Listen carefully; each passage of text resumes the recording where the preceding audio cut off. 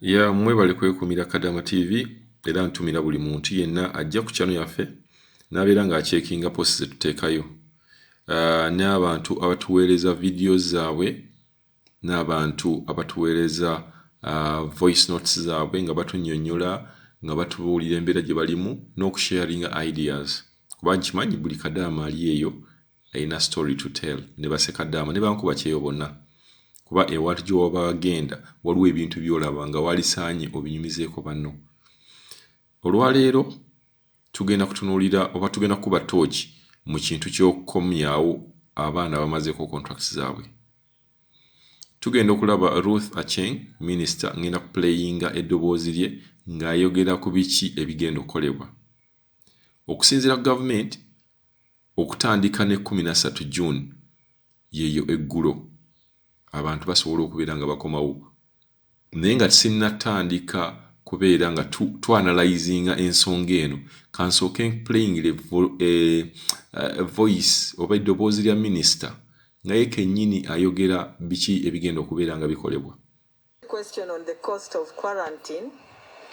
Allow me to state here that the costs of quarantine vary. We have identified high-end hotels, middle-level hotels, low-cost hotels, and we have also prepared classrooms for those who cannot afford completely. We have made these hotels known and available to the Ugandans abroad to identify where they fit, and they will choose accordingly.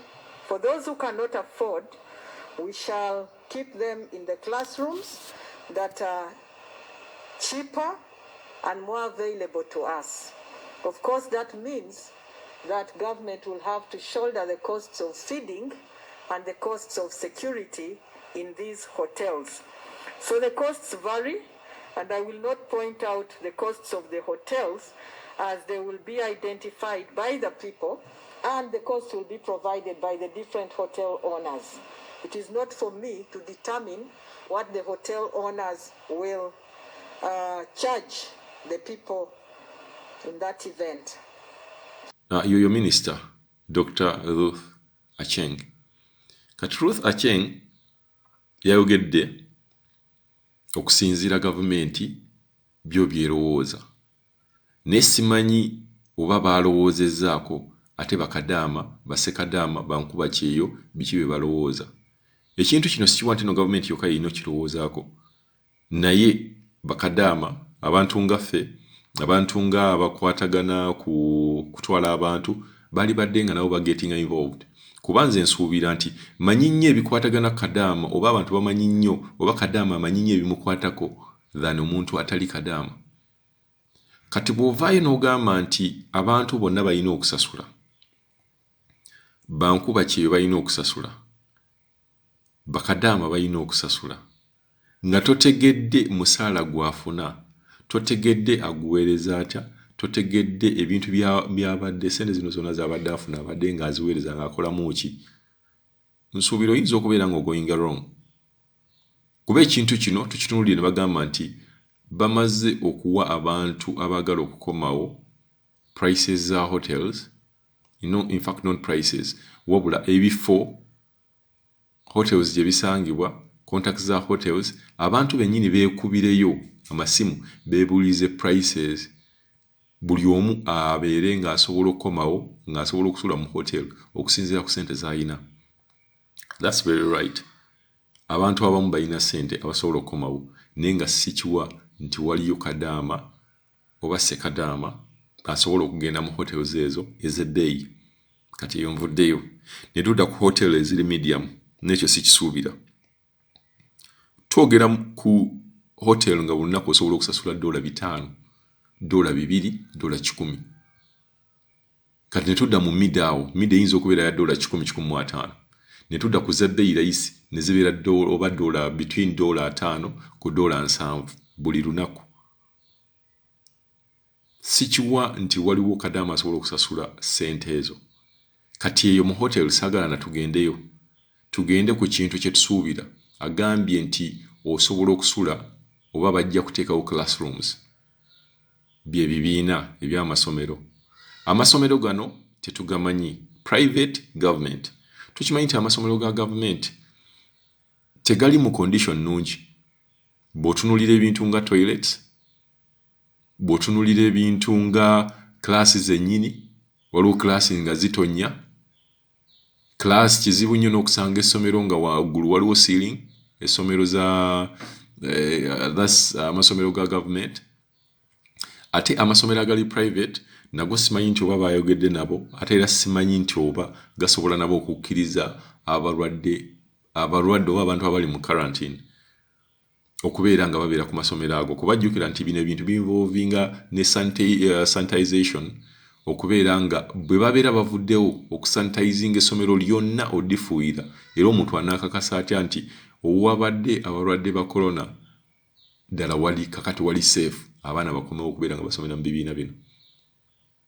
So simanyi oba eno move ye yabadde esinga, naye nga bo bagamba kati akafaananyi nga ketuyinaawo nkulaze bu classroom nga obumu obusinga obwa gavumenti obufaanagana ku mukono gwo ogwa right. So nsuubira ekintu kino gavumenti ffe twali gisabye ngaffe aba Kadaama TV, twali gisabye nti Kadaama yenna, Ssekadaama yenna, omuntu yenna akomawo ng'amazeeko contract, please aleme kusasula wadde n'ekikumi, kuba ssente tebaziina. Tewali muntu ayina $100 z'agenda kusasula. Gavumenti egamba nti yo egenda ku providinga security. Of course, kuba gwe mulimu gwammwe, mulina okuprotectinga abantu n'ebintu byabwe. Ekyo sikirabamu nga kikulu. Okuprotectinga ekintu sigamba nti oba okiwadde buwi bantu, nti oba okiwadde abantu ababazze. Eno ye basic need y'omuntu. Gavumenti kino kyeyina okukola. So ekintu ky'osobola okukolamu ekiri extra kwe kubeera nga musasulira abantu bano ssente. Ne bwe giba $10,000, ne bwe giba $5,000, bakadaama tebalina ssente ezo. So nsuubira gavumenti ekintu kino mwali kirabyeko, kuba kino ekintu kigenda kubeera nga abaana bafoosingibwa okusayininga contracts ze bataali sayininze okusobola okubeerayo okwewala ssente zino okusasula. Jjukira nti mu lockdown eno mulimu bakadaama bangi, bassekadaama bangi bankuba kyeyo be balumye ssente zaabwe nga tebazibasasudde, kati bagenda basasuza ki? Ekintu kino kyagwawo bugwi. Ssente abantu abasinga nga bwe bazikola bwe bazispendinga, kati ssente agenda kubeera nga azijjawa. So nze ddala mwali tunuulidde nnyo ebintu, mulabe abantu abakwatagana ne bakadaama ababeera nabo, musooke mbeebuuze, mufuneyo bakadaama ne bakadaama abalala, nabo mubeebuuzeeko situation nga bw'eri. Naye okugamba nti abantu bagenda kubeera nti basasule, ekintu ekyo si kituufu, era ekintu ekyo kikyamu nnyo. Katusuubire nti gavumenti eddoboozi lino oba okusaba kwaffe mujja kuwuliriza, mubeere nga musonyiwa abaana abavudde mu nsi z'Abawarabu. Nze bensinze okutunuulira kuba mmanyi obuzibu bwe bayitamu. Abalala abali mu nsi endala, America, UK, oyinza okwesanga nga bo balina kasente akasinga ku bantu bano. Ne abaana ba Kadaama, ba Ssekadaama abava ku byeyo bino tebalina ssente.